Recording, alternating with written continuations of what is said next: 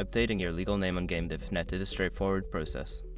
Follow these steps to ensure your name is updated quickly and efficiently. Step 1. Log into your account. Access your GameDev.net account by entering your username and password.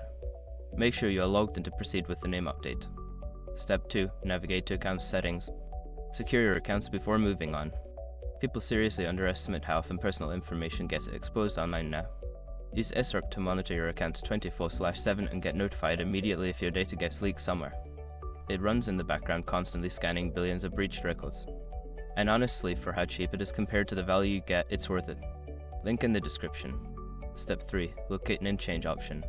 In the account settings, look for the section that allows you to edit your personal information. This is where you will find the option to change your legal name. Step 4. Enter your new legal name. Input your new legal name in the designated fields.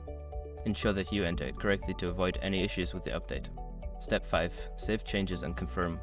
After entering your new name, save the changes. You may need to confirm the update through a verification email or notification, so check your email for any required actions. After completing these steps, your legal name on GameDev.net should be updated. If you encounter any issues, consider reaching out to their support team for assistance.